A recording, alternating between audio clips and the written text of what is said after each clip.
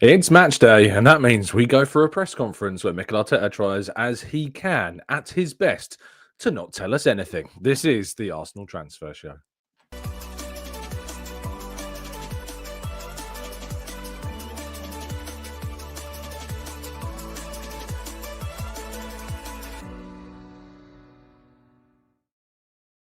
Hello and welcome to the Gooner Talk, back again with you guys and girls for another episode of what is the Arsenal Transfer Show. Joining you every single morning at 8 a.m. UK time. Thank you as always for joining me and making this a morning routine of yours. Please do, if you haven't done so already, drop a like on the video. Subscribe to the channel if you're new around here with those notifications turned on so you never miss a show. We are closing in on that Emirates Stadium capacity target. Thank you so much for those that have joined us in the last week or so. And for those that have not yet subscribed, please do. And for those of you that have been unsubscribed by YouTube, which I'm told fairly regularly happens rather irritatingly, maybe do a double check and see if indeed that's if that's still the case for you this morning. I'd love to know. But good morning to those joining us live in the chat box. Really appreciate you all being here. And if you'd like to see and hear more about the game against Manchester United, we did record a preview show yesterday. It's only available on YouTube.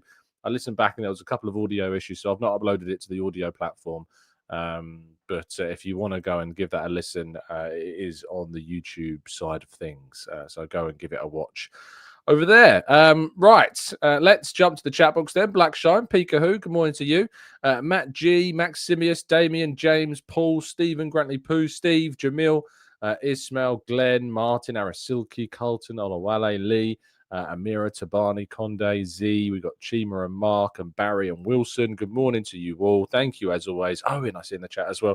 Plenty more of you guys and girls too in the chat. Thank you for listening. All very much appreciated. We're going to run through today's stories. We're going to go through the press conference as kind of the bulk of today's kind of information. Of course, like yesterday, I went to Enzo Maresca's press conference at Cobham. It turns out a really easy drive for me, and the M25 was kind in not being absolutely chock-a-block like it usually is, and it's just not as nice as Arsenal's training ground. Just to put it out flatly, it's Arsenal's is a lot nicer. Like Spurs, I don't like Spurs, but they have a very nice training ground and the facilities are very nice and it's very new. But Chelsea's is, yeah. I mean, if you're a player visiting either, just from what I saw at least, it'd be a very easy choice, I think, between the three of those clubs, but certainly Arsenal standing out on top. But we need to talk about very briefly the under-18s win in the FA Youth Cup yesterday, which is obviously a very important victory, a 4-3 win over Hertford Town, getting back to winning ways under Adam Birchall, of course. And there was, again, no Max Dowman in the under-18 squad, which does give us a little bit of a indication of perhaps what we know regarding his own kind of position, if you like, in the setup. And it may be that he's now permanently been promoted to the under-21s. The lineup on the day was Jack Porter, who we know has played already for Arsenal's first team in the League Cup, Julian Oyekachukwu, Clark, Sweet, Ibrahim, Copley, Casey, Zishevich, John, O'Neill, and Harriman Anous on the day. So a 4-3 win, and it was Harriman Anous, Copley, and Dan Casey's double that got the win on the evening. And we'll see Arsenal, of course, continue in this. There will be a bit of a break now, though, until the new year. However, several members of that squad will still be playing for the UEFA Youth League, the next game against Monaco, unsurprisingly so. And that game is, of course, on Wednesday, December 11th. So if you'd like to go and watch that, it's at the Magenta Pay UK Stadium. So you can get your information for tickets, I assume, on the Arsenal website. But Clive points out Max is too young. There you go. That's why he's not in the squad. He's too young to play in the UEFA Youth Cup. Too young for the UEFA Youth Cup. Not too young to play for our under-21 squad, though. So there's your reasoning behind that. Anyway, moving forwards and to Mikel Arteta's press conference, which, of course, is the bulk of our discussion this morning. He was asked about the latest on Thomas Partey, Mikel Merino, Calafiori, and Gabriel, to which he responded by providing excellent insight into the finer details of all the players' fitness status, up to the tendons, the bones, the muscles, the ligaments. We got an in-depth and comprehensive overview of how all of those players are indeed faring ahead of that game against Man United. I'll read you this brilliant quote word for word. He says, "We're going to have a meeting this afternoon. We have done a training session. We have monitored and kept a few away from certain activities. After that meeting, we will decide if everyone is available." Yeah, I was lying. He didn't give us any information at all, obviously, because that's not what he does. He was also asked about Gabriel, which I love the fact that this isn't included on the main Arsenal website as well, which is quite funny. But if you go to the football.london website, where you can, of course, get the in-depth every word from the press conference, where we do provide you with every word from the press conference, even the ones that aren't included on the Arsenal website. He was asked about Gabriel being on social media and saying, "See you Wednesday." Arteta said they all want to play. He was asked if you could read too much into Gabriel posting that. He said no. But it's just weird. Why wouldn't you just put that on the Arsenal website one? It's really strange. But of course, you can read every single word, as always, on the football.london website as well. Mikel Arteta not giving us anything when it comes to team news. The secrets of Arsenal's team news continue to baffle and to try and, of course, I suppose put off the opposition, give Ruben Amorim absolutely nothing. And as I've said before, from a journalist point of view, very frustrating. From a supporter point of view, makes absolute sense. And from a coaching point of view, of course, it does as well. You don't want to give your opposition anything. And that is obviously why he didn't in this case. He was asked about having United again in the FA Cup. And he says that's the thing with draws. You can get anybody. We're going to be at home again. It will be a big match. It's a little bit of the story of the last few seasons that we play against big opponents in the third or fourth round. And if you want to do what we've done historically at this club, you have to beat the big teams to win it at the end. And this is true. You know, we have to go and beat Man United twice in the league and in the FA Cup to continue this progression, to continue what we want to do. He says, any ball warming going on with the others getting easy draws? Arteta said it is what it is. Again, not included on the Arsenal website, that specific question included instead in the answer. It's so strange, isn't it? So odd. He did ask what he was expecting from Ruben Amorim. He says you can see his fingerprints in what he wants to do straight away. He's been very clear with what he wants to do. What he did with Sporting was remarkable after so many years, especially the way that he did it and the way his teams are playing. It brings energy to a new club and the players, which is always positive. But we have to focus on what we're doing. Asked about whether it's revenge for him being knocked out of the Europa League by Amorim, he says, not revenge. In football, it's about another opportunity. Whether you have been beating them on the past or losing against any opponent, it's another game. We learned that. We played Sporting a few days ago, and it was a different game from a few years ago. This has no meaning. Now, of course, he was asked quite a few questions about Bukayo Saka and Martin Odegaard as well, asking about Martin Odegaard being so sharp since coming back from injury. He says, I will have to think about that. It doesn't surprise me because the way he looks after himself, the way he was talking, the way he looked 2 weeks before, the way he joined the team, he was really sharp. And then the team has a huge confidence and trust in him. That has a huge impact on him as well. And asked about Saka, of course, and kind of his own comparisons to other players like Mohamed Salah, who is the only player at the moment to be involved in more Premier League goals than the England international winger. He says, in terms of numbers, we always see a shift in Bukayo every single year. He is providing something else. He is adding things to his game. He is more and more consistent. And as you mentioned now, obviously his numbers in terms of impacting goals and assists is incredible at this stage of the season. He can only improve. He can only get better. And he has got the right players around him to continue to do so. And especially because he wants more. He was asked about the idolization he has for Cristiano Ronaldo, and he says, to look at is always good, and probably the way Cristiano started his career and when he joined Man United, nobody probably expected in the first few seasons he would be able to do that. But again, it was about his mentality, his work ethic, how he developed his skill, his chemistry with his team, and the play in a team that has capacity to be dominant as well. And that is very, very important. I think Bukayo has got the context, and if he is aiming for that, I think it is a positive thing. And it is a positive thing. I think we can all agree that, you know, having a player like Cristiano Ronaldo as your idol, of course, is going to be a good thing for Bukayo Saka. You want to aim for those kinds of numbers. You want to aim for those kind of benchmarks. It's going to be very hard to do that. But that's what you ultimately want to to happen. There was a really good question actually about Jorginho and asking about kind of how he's involved in the coaching side of things on the field. If you notice when Jorginho is kind of warming up as a substitute, if you're ever inside the stadium or sometimes you can see it on the TV, Jorginho is often up and down the line coaching players from the sidelines. He says that's his quality, I think. I always mention that his biggest quality is the capacity that he has to make others better.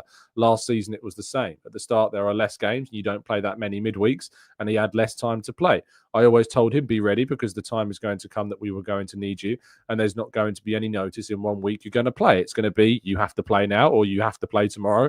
And the way he prepares is top. So when he needs to play, he's always ready. And on that coaching aspect, he says that was my feeling when he was already at Napoli. The first time I scouted him to say there is a coach here for sure. He's got that will. He's been doing the courses now for a period of time with the other players as well. And I'm sure he prepares as he will be very good. It'll be intriguing to see as Jorginho goes kind of into a coaching role in an assistant capacity at Arsenal in the future. He's clearly very highly rated in that kind of sense on an Arsenal side of things, and it would be very intriguing to see as Jorginho has a presence with Arsenal, or if he does like an Arteta and goes back to his, a club that he's worked at with somebody else, maybe he goes to a Chelsea or somebody. But you can definitely tell that Jorginho's got the capacity to coach in the future. I think that's relatively obvious. So that's going to be very interesting indeed. And if that is the case, I think that we can foresee a very good career for Jorginho, perhaps, with the potential there already. But just lastly, it was also asked about Nicholas Jova by my colleague Kai Karnak in the presser. He says, what's Jova like as a guy? He says he's a very special person and somebody very close to me. I go to war with him at City when I thought there was big room for improvement in that department. And I contacted him and I suggested to Pep that he help us. And since then, we have been extremely close. We share a very clear vision as to how we want to put everything together, and everything is connected and aligned and can work efficiently in our team.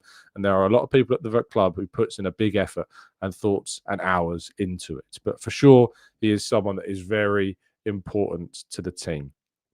Asked though about if they have a separate time allotted for set pieces. He says, I don't believe in that. It's all connected.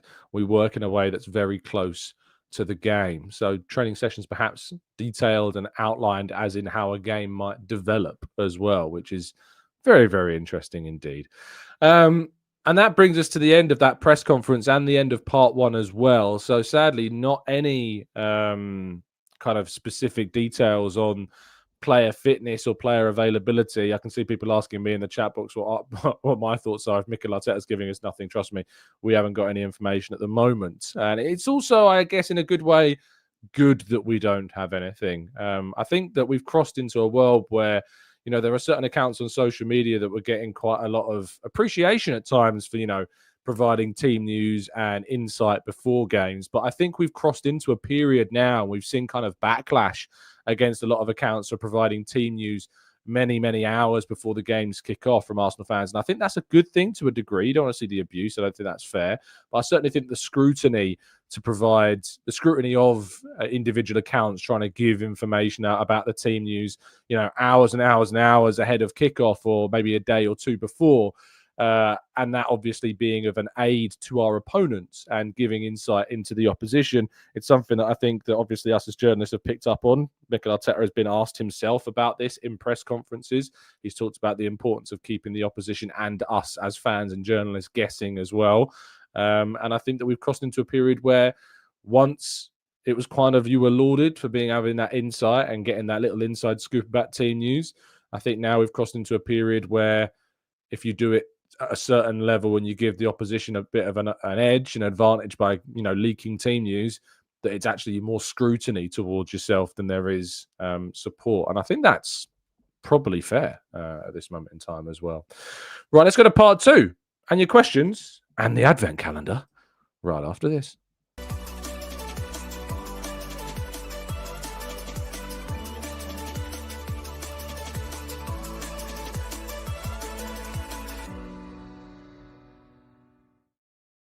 Okay, this is part two of the show where we'll be jumping into the chat box and tackle some of your questions. Corey in the chat box saying, I cannot believe what I've seen. I don't think I've ever been more furious in my life. Is that Tom not in an Arsenal shirt? How dare he? Well, Corey, I have to wholeheartedly apologise for my hubris in not in not wearing an Arsenal shirt, and I'm definitely not being petty enough that I'm going to try and continue to do so over the next lead up to Christmas. I'm actually kind of curious if I have enough shirts to lead us up to. I don't think I do, but I don't think I do. But we'll see. We'll see how many non-Arsenal shirts we can get through between now and Christmas, and then we'll just kind of go through the Arsenal shirts, I guess, as well. But we'll see. We'll go through as many different shirts in this Advent calendar lead-up of shirts. And speaking of which, today is, of course, the 4th. And as we know from yesterday's sprint, I've kept this upstairs. So today I didn't have to run downstairs. I've been prepared. And I don't have to leave you in the dark. But I saw a lot of you were very entertained, it seems, by that. Number 4. 4th of December today. What do we get? Oh, no. Oh, no. Oh, dear. Oh, dear. Now, if you can see that, you definitely can't. Is it going to focus? Come on, focus. Come on. Focus on this, please. If I point at the camera, it should. There we go. What is that? That's a whole nut. That's what that is. You know, I've worked out, though, and this happened on the first day of December, disappointment, as always, that, you know, you can have it without having to eat the nut part. So that's a benefit. But it's always a sad day when the whole nut comes out. For the record, I didn't buy this Advent. It was a gift. So I should be really gracious about it. But I just don't like nuts and chocolate. We talked about this. We don't need to go into this again as well. I also want to bring attention to a comment left on yesterday's video, not for any kind of scrutiny or anything, but we had a comment who wasn't particularly happy with the length of the introduction in yesterday's show. I do want to maintain this and continue to point out to people that aren't aware, after the show, I do go into the effort of leaving chapters and putting chapters so that you don't actually have to listen to the whole show. You can pick and choose what you want to listen to. So Efo, who left a comment yesterday complaining about the length of the introduction and me wasting time talking about football shirts and chocolate and stuff, you can, of course, skip the introduction by clicking on the different chapters that I leave for you afterwards. So you don't need to cry about it in my comment section.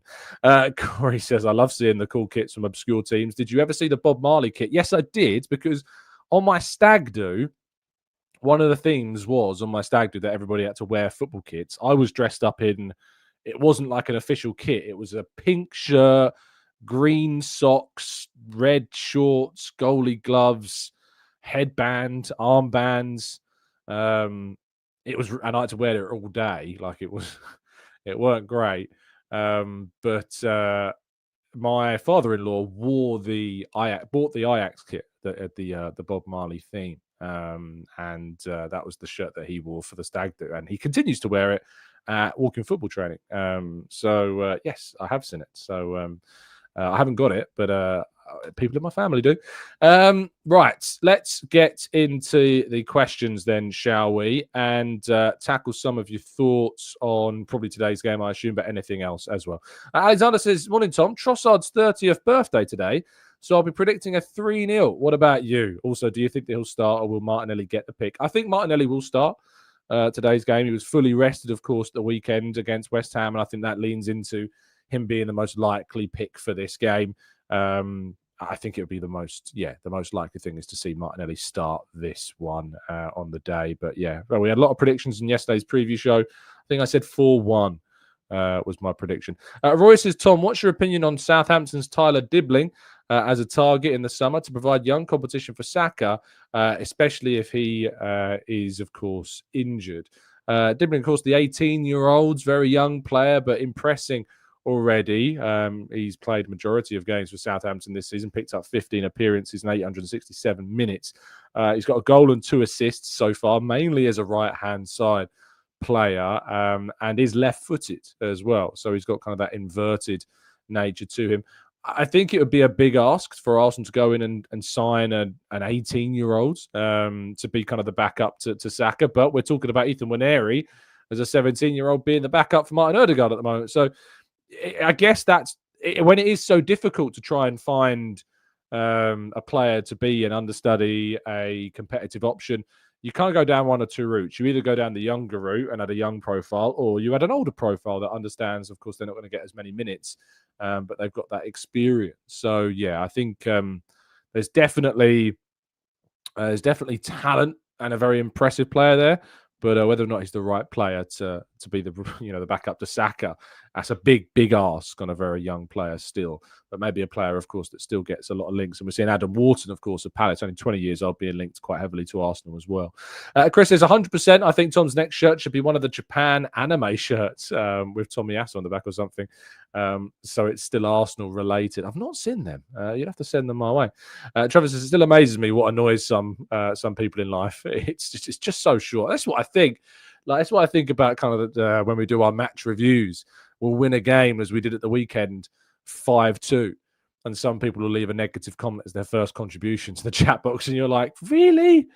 Your first contribution after a 5-2 win or a 5-1 win in midweek is to leave something critical? It amazes me, kind of the mindsets people have. What time is kickoffs, is Sir Nicholas? It is 8:15. Really annoying. Really annoying. I hate 8:15 kickoffs. We kick off 45 minutes after the Liverpool game kicks off. It means that fans and anyone else who's going, of course, is going to be pushed to getting home much later. I don't know why 8:15 is a kickoff time. It's absolutely mad to me. Mr. Thugi says, in what position do we see Waneri starting for us in the long term? I don't think that he'll be a replacement for Odegaard or Saka, and he won't be a striker or a left winger. So pretty much the left 8 spot. I mean, that obviously stands out as maybe an area that he plays in. But you have to remember that, Phil Foden's best position, I think, as he was kind of developing at Manchester City, wasn't preordained either. He could play in multiple areas, can play in the wide area, could play as an attacking midfielder. And players like De Bruyne, Bernardo Silva, Mahrez, weren't always fit. So Foden would fit into these gaps and play in multiple positions. And Waneri can do the same. He can play on the right, can play as an attacking midfielder, could play as a left player, could play as a left 8. So I think that, we'll see him get minutes, but he'll play in different types of kind of positions, I think, as he continues to grow and improve as a player. Carly says, does Isak's injury record scare you, considering the price tag that would go alongside the transfer? It is expected that Isak will indeed be back for the game against Liverpool this evening. So it doesn't seem that him being forced off at the weekend has had too much of a detrimental impact. Would it be fair to say that I'm not concerned by it at all? No, that would be absolutely unfair to talk about. He did suffer a broken toe this season, which is the same as Declan Rice. So that's not really something to look at as kind of a concern, I don't think, here. And he, as I said, he is expected to be back for this game against Liverpool this evening. It is to a degree concerning, but it's not like a wild injury record at all. It's probably slightly above the average number of games that most players do miss. But we also have Kai Havertz still at the club, and I wouldn't expect Kai Havertz to go anywhere if we were to sign Alexander Isak. So you would still be very much well covered if indeed Isak was missing for a game or two or a few. Nick says, my fave shirt is the Ian Wright one from last year, and I've got the reversible jacket as well. Well, we might see that in the lead up to Christmas, Nick. Don't you worry. Fizzy says, is Harry Kane out of the DFB Pokal? Is Harry Kane out of the DFB Pokal? I mean, let's have a check on Bayern Munich's results. It seems that, yes, he is, because Bayer Leverkusen, and courtesy of Nathan Teller, former Southampton winger Nathan Teller, and Arsenal Academy graduate, of course, was the goal scorer in a 1-0 win over Bayern Munich. Manuel Neuer being sent off in the 17th minute of that game, giving Bayer Leverkusen the edge in the Allianz and to knock them out of the competition. So, yes, Bayern are out of that. But, of course, Bayern are still top of the Bundesliga table and sit 4 points clear of Eintracht Frankfurt, 7 points clear of Bayer Leverkusen. So those of you hoping that Harry Kane's trophy drought will go on, I think you'll probably end up being disappointed as the Bundesliga is concerned this season. But for the Pokal, He is gone. Fred says, in my opinion, the Liverpool game is the Liverpool, or rather I keep whenever anyone puts Paul, I just assume it's that. It's not. Fred says, in my opinion, the pool is so small to find players too fit in our elite level squad on top of having the correct characters as well. And I think if your aim is like to find the perfect player that's fit all the time, you're going to end up being disappointed. Alexander Isak is one of the few centre forwards that stands out to me as a player that could genuinely progress the centre forward position for us, alongside perhaps Victor Gyökeres. And then you're looking elsewhere and you're struggling to look at anybody else, really. I know some people feel Osimhen's in that category. I struggle putting him in there, but you're struggling when it comes to that. So you've got to have a level of compromise. And I think that taking a slight risk on Isak as well as injury record is going to be worth it in the long term with the football that comes with it. But it'd be wrong of me to say that there isn't any need for some concern about the injury side of things. But we do know also, as I've talked about on the channel before, that players can have a perfect injury record, come to Arsenal, like Partey, like Tomiyasu, and then suffer injury after injury after injury. So it's not like it's guaranteed that if a player does or doesn't have a good or bad injury record, that it's going to have any impact on them moving forwards as well. Carly says, how is Šeško doing this season? He's doing okay. He's not tearing up trees. He's only scored in a few games this year. So it's not like he's kind of carried on the same way Gyökeres has, for instance, at Sporting. Stephen says, hey, Tom, are you concerned about how many games and minutes Timber will have to play at right back in the coming few months with Tommy and White, and even perhaps with Partey out? Yes, definitely. There's a concern there. I think that maybe we'll have to think about, for certain games, trying to think about how we're going to use somebody else maybe in that position. Are you going to be able to put faith in a Josh Nichols perhaps to play that role in a Crystal Palace League Cup quarter-final game? It's a big ask, but it might be something that we have to consider doing. Calafiori, it's worth pointing out, can and has played at right back for us. He did it in, I think, the game against PSG. He moved to the right-hand side for the second half. So it might be that we can move Calafiori there, and then we've got a lot of options at left back. So that could be something that we look to do. Z says, thank God we're now playing United at the Emirates and not at Old Trafford, though. I hate that place. We've actually got a decent record there. We've won, is it the last 2 times we visited Old Trafford? And Soup says Kieran Tierney on the left will probably have to be used at some point as well. Pablo says, I love Mikel, the team news, that he gives nothing away about the availability of our players. Rob says, do you in the chat think that Dowman will beat Waneri's youngest Prem player record? It's definitely possible. He turns 15 on, I think it was New Year's Eve, I think his birthday was. So Ethan Waneri's record of a Premier League player was that he became the youngest ever Premier League player at 15 years and 181 days.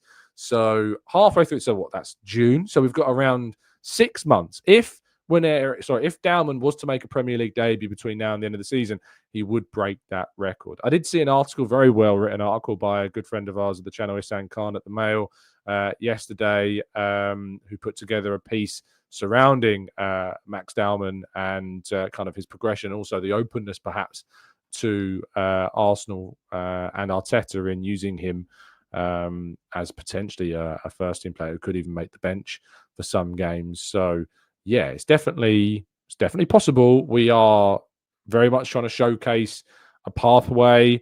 I think it's fair to point out that it's not to do with the Chido Obi Martin situation. I would always defer to somebody like Next Generation Arsenal, of course, who's very much well in with the youth side of things and understanding the youth side of things. And he pointed out in a tweet the other day about how it's not to do with what happened with Obi Martin. That's not why Arsenal are suddenly giving him more minutes. This was always the plan. There was always a pathway. There was always a project. Is there more of a consciousness? Maybe. But the plan was always to give Dowman this opportunity and to kind of, see how he would progress through the club as well. So there you go. Hadaverza in the chat. Good to see you in the chat as always, my friend. Keep up the good work, providing some fantastic insights around the club and doing a lot of hard work in getting your scoops. So I definitely appreciate it. Rich says, Tom, what do you think of the stories linking us with Takefusa Kubo? I like that he could cover Odegaard and Saka, but Would he hold Winery back? Now, Kubo, of course, has had a really good time whilst playing in San Sebastian, of course. And it was a definite temptation of mine, if I was going to get a Real Sociedad shirt, to get Kubo on the back. But he's continued his fine kind of progression there. He's already got 5 goal contributions in 19 games so far this season. So playing in that wide right position, yes. Maybe you'd want a few more goals. 23 years of age, playing for a Real Sociedad side that are not as competitive as they are this season compared to last season. Last season, he got 5 assists and 7 goals. But he is versatile. He can play centrally, but he is a predominantly right-sided player, left-footer again. So he does invert 23. Maybe he turns out to be the guy that Arsenal look to do. Of course, he signed permanently with Real Sociedad in the summer of 2022 from Real Madrid. I imagine they probably have a buyback clause. Just having a quick look on information about this. It says Real Madrid 50% capital gains from a future sale, no repurchase option. So no repurchase, but they do have 50% of gains from a future sale. That's a big, big clause. Real Sociedad have 100% of the player rights. Termination clause is 60 million. So he has a buyout clause of 60 million euros in his Real Sociedad contract. So that's something that Arsenal might look to do. I think he's a talented player. Of course, he's never going to be able to take on. Would he block Winery? No, because he's more of a winger than an internal player like Winery. So it could be an option for us to consider as well. Vishnu says, thoughts on our incoming football director from Sociedad? It's not incoming yet. It's worth pointing out. There are talks. He does look like the leading candidate right now. I think it's probably fair to point out. Roberto Alabe, as we were discussing here. But it's not done. It's not guaranteed that he is going to be the guy. It just looks like at the moment, of all the candidates, he is the most likely to potentially be that. But things can change very quickly. As soon as Thiago Skura, for instance, the Monaco CEO, came up, his name went out very quickly. Again, we've had a number of names come up. And it's really important. Clive says every top club are speaking with Max Daumann's family, as you should when the talent appears at this young age. We have to be transparent on everything to keep him. Absolutely. And this is very normal. It happened with Chido. It happens with players like Winery, happened with Miles Lewis-Skelly. It is very normal. So it's not something that fans should be panicking about. It's something that fans should just be aware of and understanding that this happens with all talented young players. Every club are speaking to, these young guys, because until they sign certain contracts, especially, scholarships and then professional contracts at 17, it's kind of an open season in some ways. And you've got to convince the players that the pathway is there. There was that report from The Athletic that claimed that when Jack Wilshere left, there was disappointment about that. I don't think that's something that would be, in any way kind of definitive in a player's decision to stay at a club, because your under 18s coach is not going to change that. And now he's getting opportunities at under 21 level as well. So that's obviously always important. I don't know too much about Daumann's background in terms of kind of like if he's, a huge Arsenal fan or anything like that. Maybe Clive would know that. But you always have to be careful about speaking about players under the age of 16 as well, which is also really important to point out. Maximius says, Tom, have you heard of any potential chances of Ødegaard's unavailability? He is expecting his first child very soon. No, I don't know of anything to do with that. I don't know what the due date is, if that's kind of what you're asking me. I don't know. Ambly says, talk about Xavi Simons again. That's one rumour that won't seem to die. There's lots of names. We're getting towards the transfer window. We're getting towards the January market. Of course, there's loads of names that are going to be coming out to be discussed as well. Watermelon says, morning, Tom and Gooners. Obi Martin regretting leaving Arsenal now. So many strikers ahead of him at Man United. Ambly says, Daumann's getting a scary amount of attention for someone so young. I hope it's not too much. And this is, again, something where I talk about the need to be conscious when we're talking about this. Isn't an adult. This is a child, that's being discussed and talked about on an increasingly regular basis. So it is important to be really careful about that. Alan says, Gyökeres is a must for me, and it's a 4:35 kickoff. So it's all right, actually, to be fair, for our Australian listeners today, our show, 4:35 p.m. What time is the game going to be? So if it's 4:35 p.m., the game's kicking off in 12 hours. Oh, it's going to be like a 4 o'clock get up, 4 a.m. for our Australian and Far Eastern listeners. Goodness, that's a tough one. That is a tough one. Let's scroll up. We've got time for a few more just before we wrap up and move on. Of course, we'll be doing a show tomorrow morning, discussing in detail the events of tonight's game. I'm looking forward to travelling up to the Emirates this afternoon and hopefully seeing a very, very important win over Manchester United, of course, as well. Southport Gooder says, any truth in links to Alex Bainer? He looks the perfect fit for Arsenal on the left. Very talented player I've talked about before. Haven't heard anything myself about links, but of course I have seen suggestions of an interest. He'll be a player that Arsenal, of course, are keeping tabs on. Z says, big up, mate. I worry for this game is that the counter-attack, United always have that ability to kill us on the counter. Always are close games. Hopefully we can win it. Loga says, with the seeming lack of much talent available in the summer, and is the January window therefore going to be any better?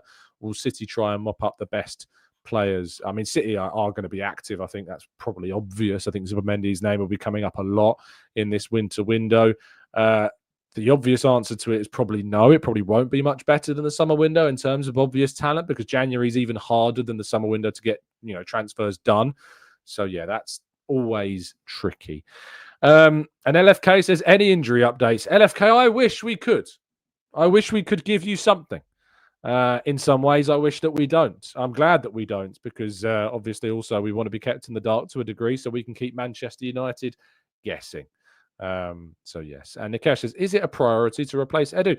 It's a priority, but it's not an emergency. So it's definitely a priority of the clubs, and there are things going on behind the scenes to address it, but it's not something the club are rushing. It's not something the club are, determined to get done by or rather before the January window. So I wouldn't expect news on this to be coming soon. We may get a surprise. I hope that we do. That'd be great if we did, but I'm not expecting one. It's probably the best way to put it. And Emily says, that Arteta hasn't given any specific injury info because he never does. And you can understand why he doesn't. And we all know the reasons why he doesn't. Anyway, 3 points tonight is an absolute boost to Arsenal title hopes, and of obvious crack in the new manager bounce for Man United. So let's hope that's what we get. You'll be able to follow all the updates, of course, on the Football.London website with myself covering the game alongside Kaya at the Emirates later. So please do tune in if you're unable to watch the game for whatever reason. And I look forward to speaking with you all tomorrow morning, hopefully to bask in a victory in North London. Have a fantastic Wednesday. Enjoy yourselves. Stay safe, stay well, stay happy and respectful. And as always, up the Arsenal.